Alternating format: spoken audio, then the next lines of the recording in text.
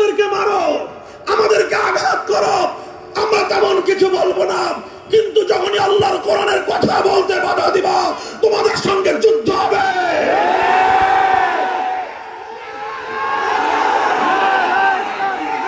هو الذي بعث في الأميين رسولا منهم يتلو عليهم آياته ويزكيهم ويعلمهم الكتاب والحكمة وإن كانوا من قبل لفي ضلال مبين। আল্লাহ পাক রব্বুল আলামিন কোরআনে পাকের দুই জায়গায় সূরাতুল জুমার মধ্যে এবং সূরাতুল বাকারার মধ্যে,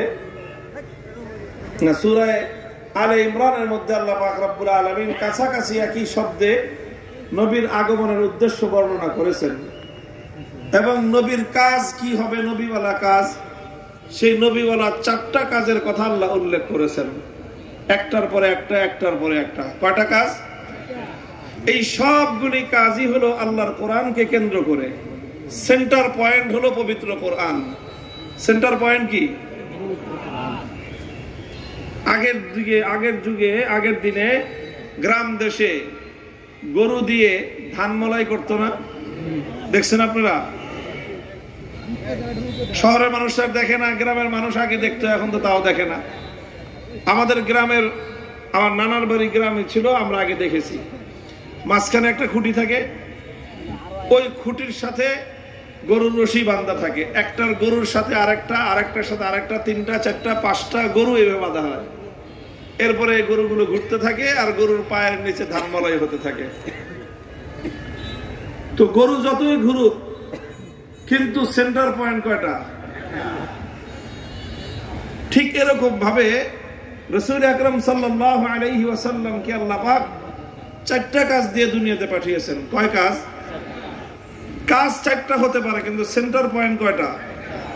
সেটা হলো আল কোরআন। সেন্টার পয়েন্ট কি? কোরআনে পাক। কোরআনকে কেন্দ্র করে 4টা দায়িত্ব আল্লাহর নবীকে আল্লাহ দিয়েছেন। 1 নম্বর দায়িত্ব হলো ইয়াতলু আলাইহিম আয়াতিহি। 1 নম্বর কাজ হলো যে তিনি মানুষকে কোরআনে পাকের তেলাওয়াত শোনাবেন। শুধু তেলাওয়াত শোনাবেন। কোরআনে পাকের তেলাওয়াত এটা এমন একটা প্রভাবক জিনিস যে এই তেলাওয়াত যখন কোনো মানুষের হৃদয়ে আঘাত করে, কোন মানুষের কর্ণকুহরে যদি কোরআনের তেলাওয়াত পৌঁছে যায়, তো এই কোরআন মানুষের হৃদয়ের বদ্ধ দুয়ারগুলো খুলে দিতে পারে। এই জন্য কোরআন তেলাওয়াত শেখা, কোরআন তেলাওয়াত শেখানো, সমাজের মধ্যে কোরআনের তেলাওয়াতকে জারি রাখা, এটা হলো নবুয়তের প্রথম কর্মসূচি। আলহামদুলিল্লাহ মাদ্রাসাগুলো সেই কাজ করে।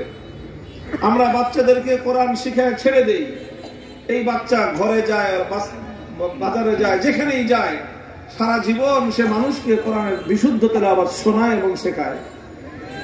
এটা 1 নম্বর কাজ, ইয়াতলু আলাইহিম আয়াতিহি। কোরআনের আয়াতগুলোর তেলাওয়াত শেখানো, তেলাওয়াত শোনানো। 2 নম্বর কাজ হলো ওয়ায়ুআল্লিমুহুমুল কিতাবা ওয়াল হিকমা। 2 নম্বর কাজ হলো এই কোরআনকে নিয়ে যেই কোরআনের তেলাওয়াত শিখলো, শেখালো, এটা হলো প্রথম কাজ। 2 নম্বর কাজ হলো যা তেলাওয়াত করলো তার অর্থ বুঝানো। যেটা তেলাওয়াত করলো সেটা অর্থ বুঝাইলো, অর্থ শিখাইলো। কি বললেন আল্লাহ পাক সেটা মানুষকে বুঝানো। এটা শিখানোর জন্য, এটা বুঝানোর জন্য পবিত্র কোরআনে পাক বুঝতে হয়, কোরআনের জ্ঞান অর্জন করতে হয়, কোরআনের তাফসীর শিখতে হয়, কোরআনের ইলম শিখতে হয়। আমাদের মাদ্রাসাগুলোতে 10 বছর আমরা এই কাজটাই করি। 5 বছর কোরআনের তেলাওয়াত শিখাই, 10 বছর কোরআনের ইলম শিখাই। কয় বছর গেল? 15 বছর। 3 নম্বর কাজ হলো ওয়ায়ুআল্লিমুহুমুল কিতাবা ওয়াল হিকমা। তালিমে হিকমত, হিকমত শিখায়। নবীদের কাজ হলো, নবীরা কি করেন? হিকমত শেখান, কোরআনের তেলাওয়াত করেন, কোরআনের তালিম দেন।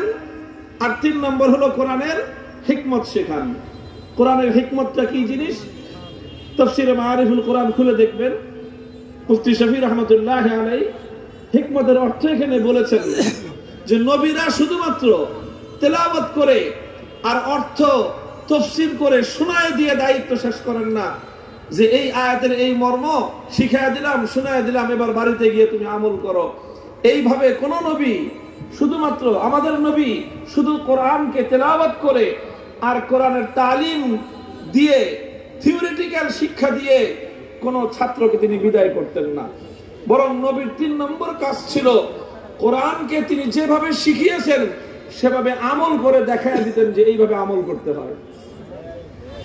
প্র্যাকটিক্যাল শিক্ষা যেটাকে আমরা বলি, এটা স্কুল কলেজের ছাত্ররা ভালো বুঝবে।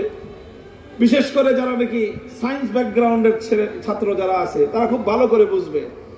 সায়েন্সের যে সাবজেক্টগুলো আছে, বৈজ্ঞানিক যে সকল সূত্রগুলো নিয়ে পড়াশোনা করা হয়, এগুলো শুধুমাত্র থিওরিটিক্যাল পড়লে একজন শিক্ষার্থী কখনোই ভালো সায়েন্সের ছাত্র হতে পারবে না। একজন ডাক্তার শুধুমাত্র বই পড়ে ডাক্তার হতে পারে না। মেডিকেল কলেজগুলোতে শিক্ষার্থীদেরকে যেমন কিছু বই পুস্তক পড়ানো হয়, পাশাপাশি তাদের জন্য প্র্যাকটিক্যাল রুম থাকে, তাদের জন্য আলাদা এরকম মানব শরীরের প্রত্যেকটা অঙ্গ প্রত্যঙ্গের আলাদা মডেল থাকে।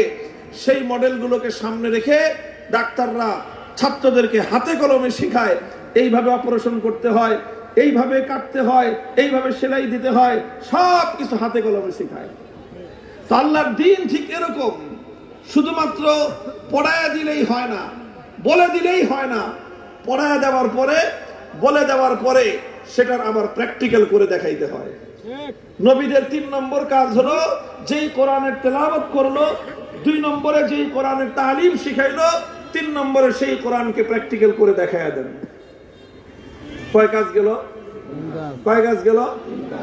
কোরআনে পাকের তেলাওয়াত হলো আকিমুস সালাত, আল্লাহর নবী বললেন যে সালাত কায়েম করতে হবে। তেলাওয়াত হলো সালাতের অর্থ বুঝাইলেন যে সালাতের অর্থ কি। এখানে সালাত এখানে অর্থ রহমত নয়, সালাত এখানে অর্থ দোয়া নয়, বরং সালাত এখানে অর্থ হলো নামাজ পড়া।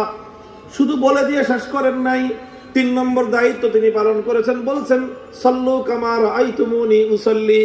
আল্লাহর নবী নিজে প্র্যাকটিক্যাল নামাজ পড়েছেন, মিম্বারের উপর দাঁড়িয়ে আল্লাহর নবী নামাজ পড়েছেন এবং সাহাবায়ে কেরামকে বললেন শুধু শুনে শুনে নামাজ পড়বা না, বরং আমাকে যেভাবে তোমরা প্র্যাকটিক্যালি নামাজ আদায় করতে দেখলা তোমরা ঠিক এইভাবেই নামাজ পড়বা। এটা হলো তালিমে হিকমত। কয়টা গেল? কয়টা গেল?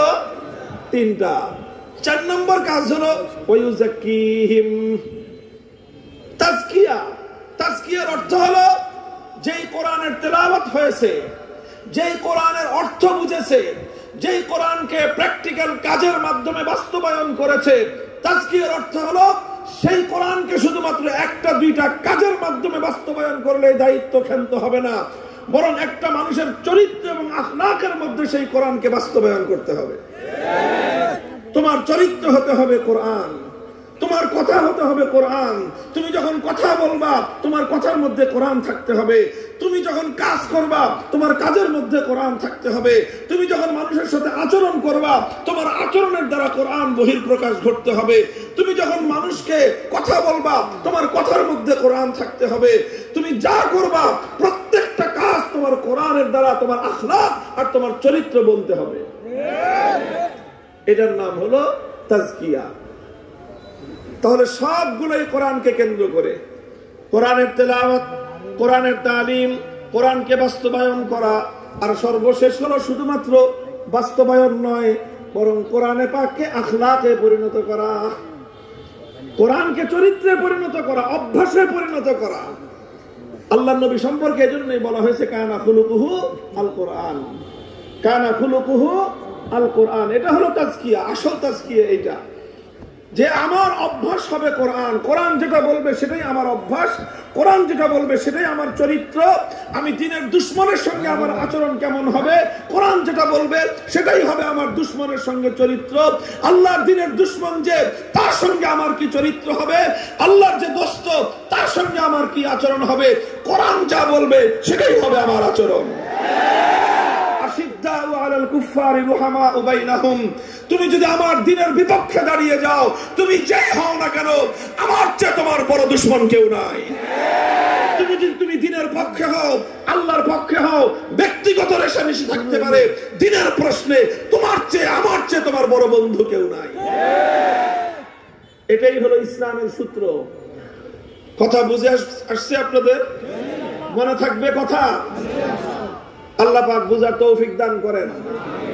এই মাদ্রাসাটা যেভাবে তারা কথা বললেন যে তারা তাজকিয়ার কাজও করেন, তাজকিয়ার কাজের অর্থ শুধুমাত্র একটা আক্ষরিক অর্থে খানকা বানানো নয়। তাজকিয়ার অর্থ হলো যে প্রতিটা ছাত্রকে, প্রতিজন শিক্ষার্থীকে এবং প্রতিজন মুসলিমকে, অন্তত যারা আপনাদের কাছে আসবে তাদের চরিত্র যেন কোরআন অনুযায়ী গঠিত হয় সেই চেষ্টা করা। মুহতারাম হাজিরিন, এই কোরআনী চরিত্র বাস্তবায়ন করতে গিয়ে, এই কোরআনের এক একটা বিধানকে আল্লাহর জমিনে বাস্তবায়ন করতে গিয়ে অনেক বন্ধুদেরকে শত্রুতে পরিণত করতে হয়। আমরা তখন দুইবার ভাববো না যে অমুকে তো আমার সাথে তার খাতির ছিল, অমুকের সঙ্গে তো আমার আত্মীয়তার সম্পর্ক ছিল, অমুকে তো আমার বন্ধু ছিল, অমুকের সাথে তো আমার ব্যবসা বাণিজ্যের সম্পর্ক আছে, অমুকের সাথে তো আমার অর্থনৈতিক স্বার্থ জড়িত আছে। আল্লাহর কসম খেয়ে বলি, তুমি যখন আল্লাহর জন্য, আল্লাহর দ্বীনের জন্য দুনিয়ার সমস্ত সম্পর্ক ছিন্ন করতে পারবা, তখনই তুমি ঈমানদার। এই জন্য দেখবেন আমাদের কথা কিন্তু পরিষ্কার, সবার সাথেই পরিষ্কার। আমরা কারো চেহারা দেখে সম্পর্ক করি না, কারো চেহারা দেখে সম্পর্ক ভাঙ্গিও না। তোমরা যারা কোরআনের বিপক্ষে দাঁড়াবা তোমরা আমাদের জানের দুশমন। হতে পারো তুমি আমার এক মায়ের পেটের ভাই, হতে পারো তুমি আমার খালাতো ভাই, মামাতো ভাই। পরিষ্কার কথা। এই আওয়ামী লীগের লোকেরা শুনে রাখেন, আপনাদের সঙ্গে আমাদের আর কোনো বিরোধ নাই। বিরোধ একটাই, সেটা হলো আপনাদের নেতারা নেত্রীরা আলেম ওলামাদেরকে নির্বিঘ্নে আল্লাহর কোরআনের কথা বলতে দিত না। আল্লাহর কোরআনের কথা আমাদের কাছ থেকে তারা শুনতে বরদাস্ত করত না। আমাদেরকে মারো, আমাদেরকে আঘাত করো, আমরা তেমন কিছু বলবো না, কিন্তু যখনই আল্লাহর কোরআনের কথা বলতে বাধা দিবা তোমাদের সঙ্গে যুদ্ধ হবে।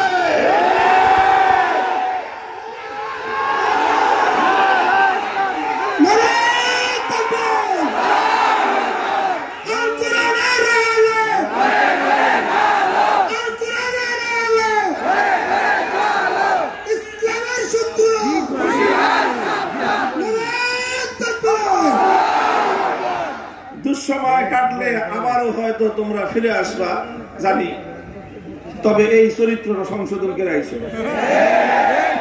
খবরদার, ওলামায়ে কেরামের সঙ্গে আলেমরা যে কথাটা বলবেন তোমার শুধু একটাই যাচাই করার অধিকার আছে, সেটা হলো হুজুররা যেটা বলতেছে সেটা কোরআন হাদিস অনুযায়ী ঠিক আছে কিনা।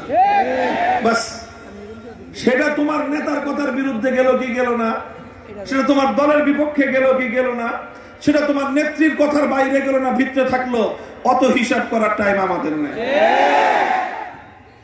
হ্যাঁ, যদি আমার কথা, যার কথাই ইসলামের আলোকে যদি ভুল হয়, ভুল থাকতেই পারে, এবং আলহামদুলিল্লাহ আমরা আলেম হিসেবে যদি কেউ ভুল করি, একজন ভুল করলে 100 জন আছে ভুল ধরা।